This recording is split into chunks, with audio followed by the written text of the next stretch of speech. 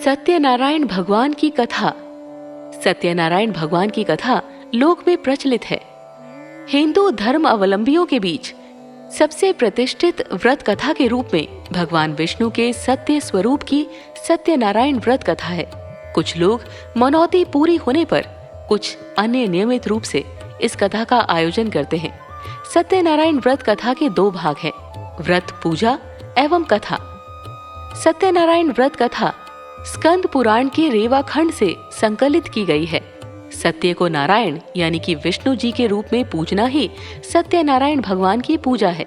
इसका दूसरा अर्थ ये है कि संसार में एकमात्र भगवान नारायण ही सत्य है, बाकी सब माया है। जो व्यक्ति सत्यनारायण की पूजा का संकल्प लेते हैं, उन्हें दिन भर व्रत रखना चाहिए। पूजन स्थल को गाय के गोबर से पवित्र करके वहां एक अल्पना बनाएं और उस पर पूजा की चौकी रखें। इस चौकी के चारों पाए के पास केले का वृक्ष लगाएं। इस चौकी पर शालिग्राम या ठाकुर जी या श्री सत्यनारायण की प्रतिमा स्थापित करें।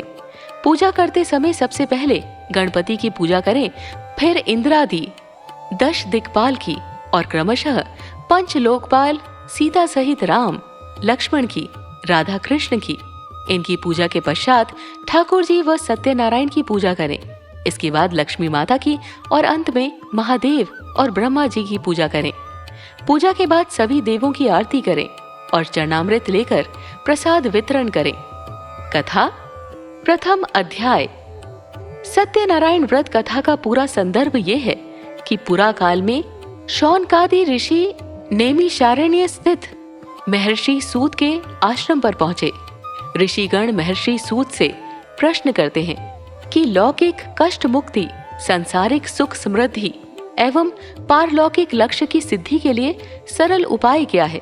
महर्षि सूत शौनकादि ऋषियों को बताते हैं कि ऐसा ही प्रश्न नारद जी ने भगवान विष्णु से किया था। भगवान विष्णु ने नारद जी को बताया कि लौकिक क्लेश मुक्ति, सांसारिक सुख समृद्धि एवं परलौकिक लक्ष्य सिद्धि के लिए एक ही राजमार्ग है, वो है सत्यनारायण व्रत। सत्यनारायण का अर्थ है सत्याचरण, सत्याग्रह, सत्यनिष्ठा। संसार में सुख समृद्धि की प्राप्ति सत्याचरण द्वारा ही संभव है। सत्य ही ईश्वर है। सत्याचरण का अर्थ है ईश्वराधान, भगवत्य पूजा। कथा का प्रारंभ सूत जी द्वारा कथा सुनाने से होता है। नारद जी भगवान श्री विष्णु के पास जाकर उनकी स्तुति करते हैं। स्तुति सुनने के अनंतर भगवान श्री विष्णु जी ने नारद जी से कहा, महाभाग, आप किस प्रयोजन से यहाँ आए हैं? आपके मन में क्या है? कहिए, वो सब कुछ मैं आपको बताऊंगा। नारद जी बोले, भगवान, मृत्युलोक में अपने पाप कर्मों के द्वारा विभिन्न योनियों में उत्पन्न सभी लोग बहुत प्रकार के क्लेशों से दुखी हो रहे हैं। हे नाथ, किस लघु उपाय से उनके कष्टों का निवारण हो सकेगा? यदि आपकी मेरे ऊपर कृपा हो तो ये सब मैं सुनना चाहता हूँ, उसे बताएं। श्री भगवान ने कहा, हे वत्स, संसार के ऊपर अनुग्रह करने की इच्छा से आपने बहुत अच्छी बात पूछी है। जिस व्रत के करने से प्राणी मोह से मुक्त हो जाता है, उसे आपको बताता हूँ, सुने। हे वत्स, स्वर्ग और मृत्युलोक में दुर्लभ भगवान सत्यनारायण का एक महान पुण्यप्रद व्रत है। आपके स्नेह के कारण इस समय मैं उसे कह रहा हूँ। अच्छी प्रकार विधि विधान से भगवान सत्यनारायण व्रत करके मनुष्य शीघ्र ही सुख प्राप्त कर परलोक में मोक्ष प्राप्त कर सकता है। भगवान की ऐसी वाणी सुनकर नारद मुनि ने कहा, प्रभु, इस व्रत को करने का फल क्या है? इसका विधान क्या है? इस व्रत को किसने किया और इसे कब करना चाहिए? ये सब विस्तार पूर्वक बतलाइए। श्री भगवान ने कहा, ये सत्यनारायण व्रत दुख शोक आदि का शमन करने वाला, धन्य धान्य की वृद्धि करने वाला, सौभाग्य और संतान देने वाला तथा सर्वत्र विजय प्रदान करने वाला है। जिस किसी भी दिन भक्ति और श्रद्धा से समन्वित होकर मनुष्य ब्राह्मणों और बंधु बांधवों के साथ धर्म में तत्पर होकर सायंकाल भगवान सत्यनारायण की पूजा करे, नैवेद्य के रूप में उत्तम कोटि के भोजनीय पदार्थ को सवाया मात्रा में भक्ति पूर्वक अर्पित करना चाहिए। केले के फल, घी, दूध, गेहूं का चूर्ण अथवा गेहूं के चूर्ण के अभाव में साठी चावल का चूर्ण, शक्कर या गुड़, ये सब भक्ष्य सामग्री सवाया मात्रा में एकत्र कर निवेदित करनी चाहिए। बंधु बांधवों के साथ श्री सत्यनारायण भगवान की कथा सुनकर दक्षिणा देनी चाहिए। तदंतर बंधु बांधवों के साथ भोजन कराना चाहिए। भक्ति पूर्वक प्रसाद ग्रहण करके नृत्य गीत आदि का आयोजन करना चाहिए। तदंतर भगवान सत्यनारायण का स्मरण करते हुए अपने घर जाना चाहिए। ऐसा करने से मनुष्यों की अभिलाषा अवश्य पूर्ण होती है। विशेष रूप से कलयुग में पृथ्वी लोक में ये सबसे छोटा सा उपाय है। दूसरा अध्याय। श्री सुत बोले, हे द्विजो, अब मैं पुनः पूर्व काल में जिसने इस सत्यनारायण व्रत को किया था उसे भली भांति विस्तार पूर्वक कहूंगा। रमणीय काशी नामक नगर में कोई अत्यंत निर्धन ब्राह्मण रहता था। भूख और प्यास से व्याकुल होकर वो प्रतिदिन पृथ्वी पर भटकता रहता था। भगवान ने उस दुखी को देखकर वृद्ध का रूप धारण करके उस द्विज से आदर पूर्वक पूछा, हे, प्रतिदिन अत्यंत दुखी होकर तुम किस लिए पृथ्वी पर भ्रमण करते रहते हो? हे द्विज श्रेष्ठ, ये सब बतलाओ, मैं सुनना चाहता हूँ। बोला, प्रभो, मैं अत्यंत दरिद्र हूँ और भिक्षा के लिए ही पृथ्वी पर घूमा करता हूँ। यदि मेरी इस दरिद्रता को दूर करने का आप कोई उपाय जानते हो तो कृपया पूर्वक बतलाइए।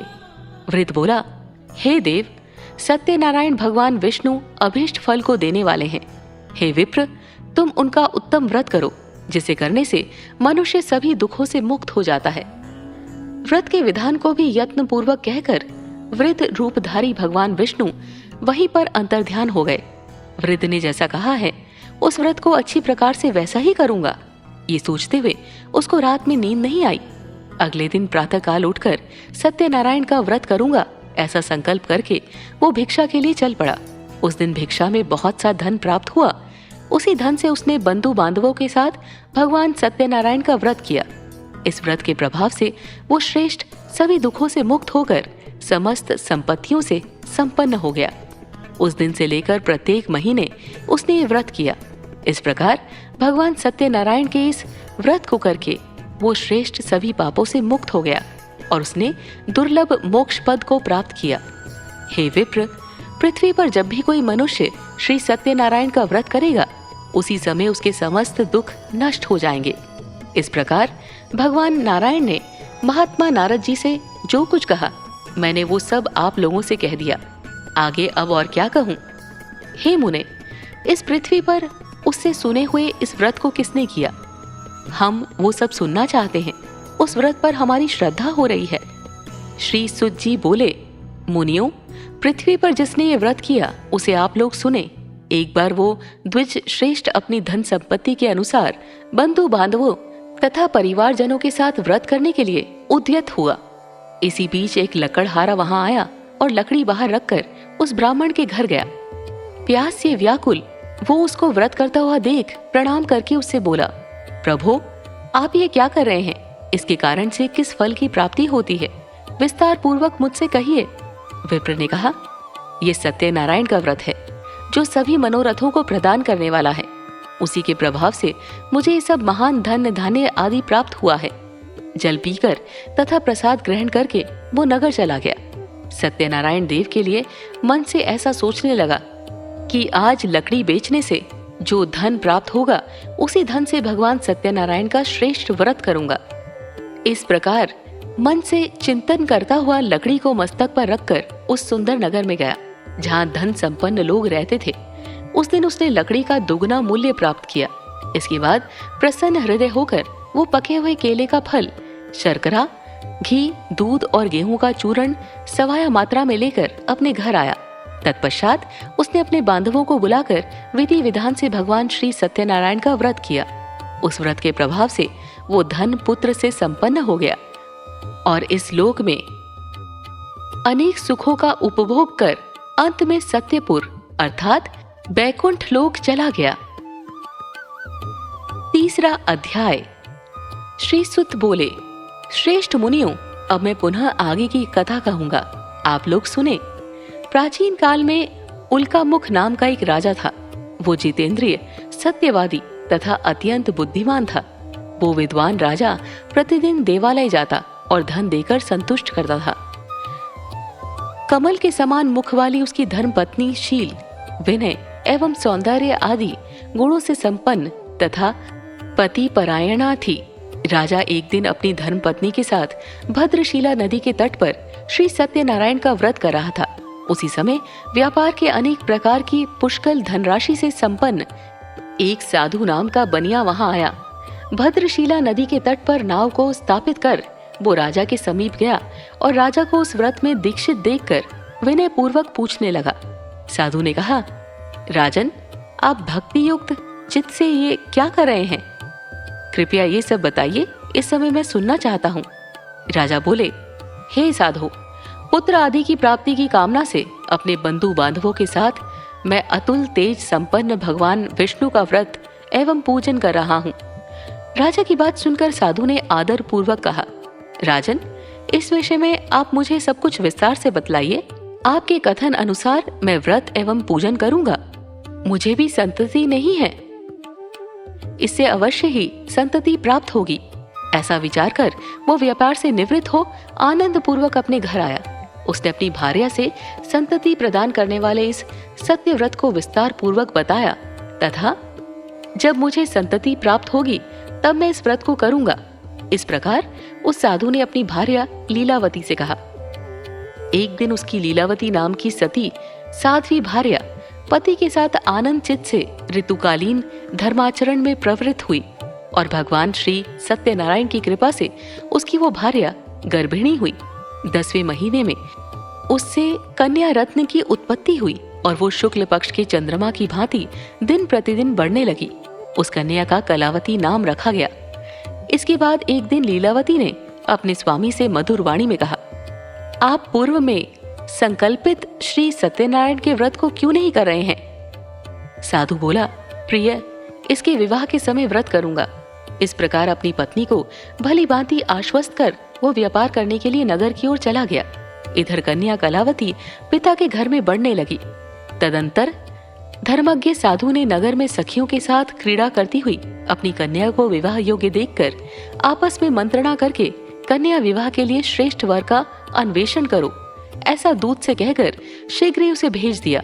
उसकी आज्ञा प्राप्त करके दूत कांचन नामक नगर में गया और वहां से एक वाणिक का पुत्र लेकर आया। उस साधु ने उस वाणिक के पुत्र को सुंदर और गुणों से संपन्न देखकर अपनी जाति के लोगों तथा बंधु बांधवों के साथ संतुष्ट चित्त हो विधि विधान से वाणिक पुत्र के हाथ में कन्या का दान कर दिया। उस समय वो साधु बनिया दुर्भाग्यवश भगवान का वो उत्तम व्रत भूल गया। पूर्व संकल्प के अनुसार विवाह के समय में व्रत न करने के कारण भगवान उस पर रुष्ट हो गए। कुछ समय के पश्चात अपने व्यापार कर्म में कुशल वह साधु बनिया काल की प्रेरणा से अपने दामाद के साथ व्यापार करने के लिए समुद्र के समीप स्थित रत्नासरपुर नामक सुंदर नगर में गया और अपने श्री संपन्न दामाद के साथ वहां व्यापार करने लगा। उसके बाद वे दोनों राजा चंद्रकेतु के रमणीय उस नगर में गए। उसी समय भगवान श्री सत्यनारायण ने उसे भ्रष्ट प्रतिज्ञ देखकर कहा, इसे दारुण, कठिन और महान दुख प्राप्त होगा, ये शाप दे दिया। एक दिन एक चोर राजा चंद्रकेतु के धन को चुराकर वहीं आया जहां दोनों वणिक स्थित थे। वो अपने पीछे दौड़ते हुए दूतों को देखकर भयभीत चित्त से धन वहीं छोड़कर शीघ्र ही छिप गया। इसके बाद राजा के दूत वहां आ गए जहां वो साधु वणिक था। वहां राजा के धन को देखकर वे दूत उन दोनों वणिक पुत्रों को बांध कर ले आए और हर्ष पूर्वक दौड़ते हुए राजा से बोले, प्रभो, हम 2 चोर पकड़ लाए हैं, इन्हें देखकर आप आज्ञा दें। राजा की आज्ञा से दोनों शीघ्र ही दृढ़ता पूर्वक बांधकर बिना विचार किए महान कारागार में डाल दिए गए। भगवान सत्यदेव की माया से किसी ने उन दोनों की बात नहीं सुनी और राजा चंद्रकेतु ने उन दोनों का धन भी ले लिया। भगवान के शाप से वणिक के घर में उसकी भार्या भी अत्यंत दुखित हो गई और उनके घर में सारा का सारा जो धन था वो चोर ने चुरा लिया। लीलावती शारीरिक तथा मानसिक पीड़ाओं से युक्त, भूख और प्यास से दुखी हो अन्न की चिंता से दर दर भटकने लगी। कलावती कन्या भी भोजन के लिए इधर उधर प्रतिदिन घूमने लगी। एक दिन भूख से पीड़ित कलावती एक के घर गई। वहां जाकर उसने श्री सत्यनारायण के व्रत पूजन को देखा। वहां बैठकर उसने कथा सुनी और वरदान मांगा। उसके बाद प्रसाद ग्रहण करके वो कुछ रात होने पर घर गई। माता ने कलावती कन्या से प्रेम पूर्वक पूछा, पुत्री, रात में तू कहाँ रुक गई थी? तुम्हारे मन में क्या है? कलावती कन्या ने तुरंत माता से कहा, माँ, मैंने एक घर में मनोरथ प्रदान करने वाला व्रत देखा है। कन्या की उस बात को सुनकर वो वणिक की भार्या व्रत करने को उद्यत हुई और प्रसन्न मन से उस साध्वी ने बंधु बांधवों के साथ भगवान श्री सत्यनारायण का व्रत किया तथा इस प्रकार प्रार्थना की, भगवान, आप हमारे पति एवं जामाता के अपराध को क्षमा करें। वे दोनों अपने घर शीघ्र आ जाएं। इस व्रत से भगवान सत्यनारायण पुनः संतुष्ट हो गए तथा उन्होंने नृपश्रेष्ठ चंद्रकेतु को स्वप्न दिखाया और स्वप्न में कहा, नृपश्रेष्ठ, प्रातःकाल दोनों वणिकों को छोड़ दो और वो सारा धन भी दे दो जो तुमने उनसे इस समय ले लिया है, अन्यथा राज्य, धन एवं पुत्र सहित तुम्हारा सर्वनाश कर दूंगा। राजा से स्वप्न में ऐसा कहकर भगवान सत्यनारायण अंतर्ध्यान हो गए। इसके बाद प्रातःकाल राजा ने अपने सभासदों के साथ सभा में बैठकर अपना स्वप्न लोगों को बताया और कहा, दोनों बंदी वणिक पुत्रों को शीघ्र ही मुक्त कर दो। राजा की ऐसी बात सुनकर वे दोनों राजपुरुषों, दोनों महाजनों को बंधन मुक्त करके राजा के सामने आकर विनय पूर्वक बोले, महाराज, बेड़ी बंधन से मुक्त करके दोनों वणिक पुत्र लाए गए हैं। इसके बाद दोनों महाराज नृपश्रेष्ठ चंद्रकेतु को प्रणाम करके अपने पूर्व वृतांत का स्मरण करते हुए भय विहीन हो गए और कुछ बोल न सके। राजा ने वणिक पुत्रों को देखकर उदार पूर्वक कहा, आप लोगों को प्रारब्धवश ये महान दुख प्राप्त हुआ है। इस समय अब कोई भय नहीं है। ऐसा कहकर उनकी बेड़ी खुलवाकर क्षौर कर्म आदि कराया। राजा ने वस्त्र अलंकार देकर उन दोनों वणिक पुत्रों को संतुष्ट किया तथा सामने बुलाकर वाणी द्वारा अत्यधिक आनंदित किया। पहले जो धन लिया था उसे दूना करके दिया। उसके बाद राजा ने पुनः उनसे कहा, साधो, अब आप अपने घर को जाएं। राजा को प्रणाम करके, आपकी कृपा से हम जा रहे हैं। ऐसा कहकर उन दोनों महावैश्यों ने अपने घर की ओर प्रस्थान किया। चौथा अध्याय। श्री सुत जी बोले, साधु बनिया मंगलाचरण कर ब्राह्मणों को धन देकर अपने नगर के लिए चल पड़ा। साधु के कुछ दूर जाने पर भगवान सत्यनारायण की उसकी सत्यता की परीक्षा के विषय में जिज्ञासा हुई। साधो, तुम्हारी नाव में क्या भरा है? तब धन के मद में चूर दोनों महाजनों ने अवहेलना पूर्वक हंसते हुए कहा, दंडेन, क्यों पूछ रहे हो? क्या कुछ द्रव्य लेने की इच्छा है? हमारी नाव में तो लता और पत्ते आदि भरे हैं। ऐसी निष्ठुर वाणी सुनकर तुम्हारी बात सच हो जाए, ऐसा कहकर दंडी सन्यासी को रूप धारण किए हुए भगवान कुछ दूर जाकर समुद्र के समीप बैठ गए। दंडी के चले जाने पर नित्य क्रिया करने के पश्चात उतराई हुई अर्थात जल में ऊपर की ओर उठी हुई नौका को देखकर साधु अत्यंत आश्चर्य में पड़ गया और नाव में लता और पत्ते आदि देखकर मूर्छित हो पृथ्वी पर गिर पड़ा। सचेत होने पर वाणिक पुत्र चिंतित हो गया। तब उसके दामाद ने इस प्रकार कहा, आप शोक क्यों करते हैं? दंडी ने शाप दे दिया है। इस स्थिति में वे ही चाहे तो सब कुछ कर सकते हैं, इसमें संशय नहीं। अतः उन्हीं की शरण में हम चलें, वहीं मन की इच्छा पूर्ण होगी। दामाद की बात सुनकर वो साधु बनिया उनके पास गया और वहां दंडी को देखकर उसने भक्ति पूर्वक उन्हें प्रणाम किया तथा आदर पूर्वक कहने लगा, आपके सम्मुख मैंने जो कुछ कहा है, असत्य भाषण रूप अपराध किया है। आप मेरे उस अपराध को क्षमा करें। ऐसा कहकर बारंबार प्रणाम करके वो महान शोक से आकुल हो गया। दंडी ने उसे रोता हुआ देखकर कहा, हे मूर्ख, रो मत, मेरी बात सुनो। मेरी पूजा से उदासीन होने के कारण तथा मेरी आज्ञा से ही तुमने बारंबार दुख प्राप्त किया है। भगवान की ऐसी वाणी सुनकर वो उनकी स्तुति करने लगा। साधु ने कहा, हे प्रभो, यह आश्चर्य की बात है कि आपकी माया से मोहित होने के कारण ब्रह्म आदि देवता भी आपके गुणों और रूपों को यथावत रूप से नहीं जान पाते। फिर मैं मूर्ख आपकी माया से मोहित होने के कारण कैसे जान सकता हूँ? आप प्रसन्न हो, मैं अपनी धन संपत्ति के अनुसार आपकी पूजा करूंगा। मैं आपकी शरण में आया हूँ। मेरा जो नौका में स्थित पूरा धन था उसकी तथा मेरी रक्षा करें। उस बनिया की भक्ति युक्त वाणी सुनकर भगवान जनार्दन संतुष्ट हो गए। भगवान हरि उसे अभिष्ट वर प्रदान करके वहीं अंतर्ध्यान हो गए। उसके बाद वो साधु अपनी नौका में चढ़ा और उसे धन धान्य से परिपूर्ण देखकर भगवान सत्यदेव की कृपा से हमारा मनोरथ सफल हो गया। ऐसा कहकर स्वजनों के साथ उसने भगवान की विधिवत पूजा की। भगवान श्री सत्यनारायण की कृपा से वो आनंद से परिपूर्ण हो गया और नाव को प्रयत्न पूर्वक संभाल कर उसने अपने देश के लिए प्रस्थान किया। साधु बनिया ने अपने दामाद से कहा, वो देखो, मेरी रत्नपुरी नगरी दिखाई दे रही है। इसके बाद उसने अपने धन के रक्षक दूत को अपने आगमन का समाचार देने के लिए अपनी नगरी में भेजा। उसके बाद उस दूत ने नगर में जाकर साधु की भार्या को देख हाथ जोड़कर प्रणाम किया तथा उसके लिए अभीष्ट बात कही। सेठ जी अपने दामाद तथा बंधु वर्गों के साथ बहुत सारे धन धान्य से संपन्न होकर नगर के निकट पधार गए हैं।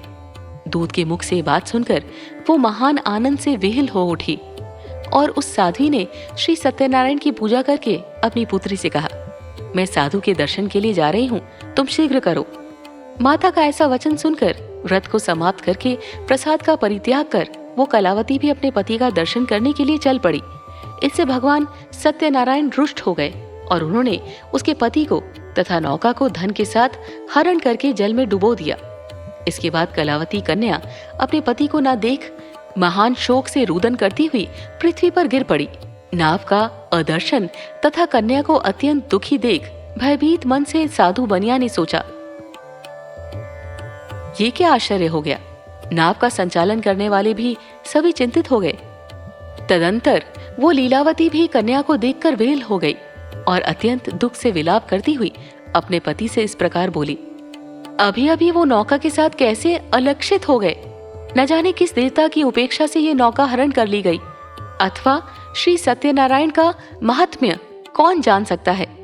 ऐसा कहकर वो स्वजनों के साथ विलाप करने लगी और कलावती कन्या को गोद में लेकर रोने लगी।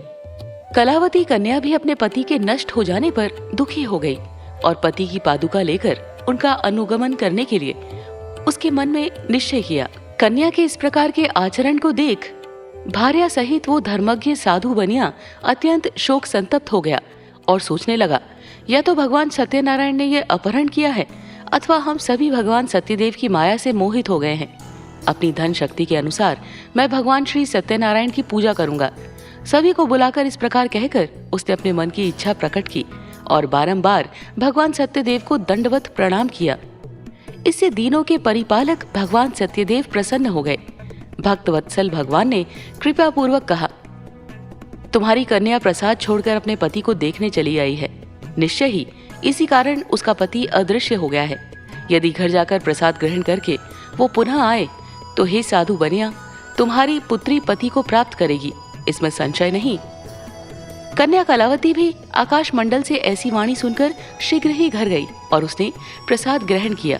पुनः आकर स्वजनों तथा अपने पति को देखा। तब कलावती कन्या ने अपने पिता से कहा, अब तो घर चले, विलंब क्यों कर रहे हैं। कन्या की ये बात सुनकर वणिक पुत्र संतुष्ट हो गया और विधि विधान से भगवान सत्यनारायण का पूजन करके धन तथा बंधु बांधवों के साथ अपने घर गया। तदंतर पूर्णिमा तथा संक्रांति पर्वों पर भगवान सत्यनारायण का पूजा करते हुए इस लोक में सुख भोग कर अंत में वो सत्यपुर बैकुंठ लोक में चला गया। 5वां अध्याय। श्री सुत जी बोले, श्रेष्ठ मुनियों, अब इसके बाद मैं दूसरी कथा कहूंगा, आप लोग सुने। अपनी प्रजा का पालन करने में तत्पर तुंगध्वज नामक एक राजा था। उसने सत्यदेव के प्रसाद का परित्याग करके दुख प्राप्त किया। एक बार वो वन में जाकर और वहां बहुत से पशुओं को मारकर वट वृक्ष के नीचे आया। वहां उसने देखा कि गोपगण बंधु बांधवों के साथ संतुष्ट होकर भक्ति पूर्वक भगवान सत्यदेव की पूजा कर रहे हैं। राजा ये देखकर भी अहंकारवश न तो वहां गया और न ही उसने भगवान सत्यनारायण को प्रणाम ही किया। पूजन के बाद सभी गोपगण भगवान का प्रसाद राजा के समीप रखकर वहां से लौट आए और इच्छानुसार उन सभी ने भगवान का प्रसाद ग्रहण किया। इधर राजा को प्रसाद का परित्याग करने से बहुत दुख हुआ। उसका संपूर्ण धन धान्य एवं सभी को 100 पुत्र नष्ट हो गए। राजा ने मन में यह निश्चय किया कि अवश्य ही भगवान सत्यनारायण ने हमारा नाश कर दिया है, इसीलिए मुझे वहां जाना चाहिए जहां श्री सत्यनारायण का पूजन हो रहा था। ऐसा मन में निश्चय करके वो राजा गोपगणों के समीप गया और उसने गोपगणों के साथ भक्ति श्रद्धा से युक्त होकर विधि पूर्वक भगवान सत्यदेव की पूजा की। भगवान सत्यदेव की कृपा से वो पुनः धन और पुत्रों से संपन्न हो गया तथा इस लोक में सभी सुखों का उपभोग कर अंत में सत्यपुर वैकुंठ लोक को प्राप्त हुआ। श्री सुत जी कहते हैं, जो व्यक्ति इस परम दुर्लभ श्री सत्यनारायण के व्रत को करता है और पुण्यमयी तथा फल प्रदायिनी भगवान की कथा को भक्ति युक्त होकर सुनता है, उसे भगवान सत्यनारायण की कृपा से धन धान्य आदि की प्राप्ति होती है। दरिद्र धनवान हो जाता है, बंधन में पड़ा हुआ बंधन से मुक्त हो जाता है, डरा हुआ व्यक्ति भय मुक्त हो जाता है। ये सत्य बात है, इसमें संशय नहीं। इस लोक में वह सभी इप्सित फलों का भोग प्राप्त करके अंत में सत्यपुर वैकुंठ लोक को जाता है। इस प्रकार मैंने आप लोगों से भगवान सत्यनारायण के व्रत को कहा, जिसे करके मनुष्य सभी दुखों से मुक्त हो जाता है। कलयुग में तो भगवान सत्यदेव की पूजा विशेष फल प्रदान करने वाली है। भगवान विष्णु को ही कुछ लोग काल, कुछ लोग सत्य, कोई ईश और कोई सत्यदेव तथा दूसरे लोग सत्यनारायण नाम से कहेंगे। अनेक रूप धारण करके भगवान सत्यनारायण सभी का मनोरथ सिद्ध करते हैं। कलयुग में सनातन भगवान विष्णु ही सत्यव्रत रूप धारण करके सभी का मनोरथ पूर्ण करने वाले होंगे। हे श्रेष्ठ मुनियों, जो व्यक्ति नित्य भगवान सत्यनारायण की इस व्रत कथा को पढ़ता है, सुनता है, भगवान सत्यनारायण की कृपा से उसके सभी पाप नष्ट हो जाते हैं।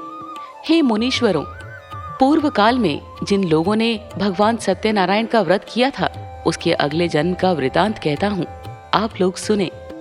महान प्रजा संपन्न सत्यनारायण व्रत करने के प्रभाव से दूसरे जन्म में सुदामा हुए और उस जन्म में भगवान श्री कृष्ण का ध्यान करके उन्होंने मोक्ष प्राप्त किया।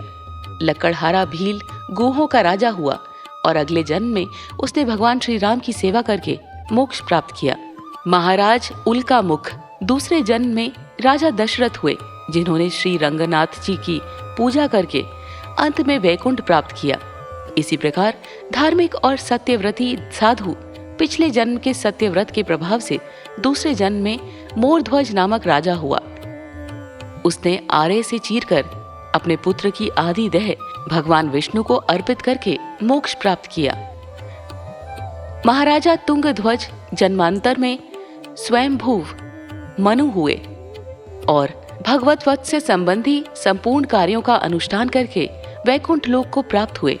जो गोपगण थे वे सब जन्मांतर में व्रजमंडल में निवास करने वाले गोप हुए और सभी राक्षसों का संहार करके उन्होंने भी भगवान का शाश्वत धाम गोलोक प्राप्त किया। इस प्रकार श्री स्कंद पुराण के अंतर्गत रेवा खंड में श्री सत्यनारायण व्रत कथा का ये 5वां अध्याय पूर्ण हुआ। वेदों के अनुसार सत्यनारायण कथा करने से हजारों वर्षों के यज्ञ के बराबर फल मिलता है। सत्यनारायण कथा को सुनने से भी सौभाग्य की प्राप्ति होती है। पौराणिक कथा के अनुसार सत्यनारायण कथा को सुनने वाले को उपवास अवश्य करना चाहिए। ऐसा माना जाता है कि श्री हरि विष्णु इससे जीवन की सभी समस्याओं को दूर करने में सक्षम हैं। स्कंद पुराण के अनुसार सत्यनारायण भगवान विष्णु का स्वरूप है।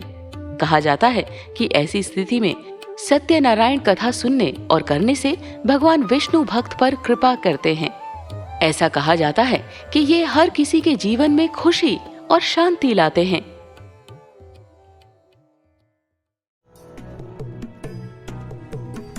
प्रिय भक्तजनों, उम्मीद करते हैं कि आपको ये कथा अत्यंत पसंद आई होगी। अगर आपको हमारी कथा पसंद है तो सब्सक्राइब करना ना भूलें, लाइक, कमेंट और शेयर अवश्य करें। अगर कोई त्रुटि हो उसे क्षमा कीजिएगा और हमें कमेंट में जरूर बताइए। आप पर और पूरे परिवार पर भगवान की कृपा सदैव बनी रहे। धन्यवाद। जय श्री कृष्णा।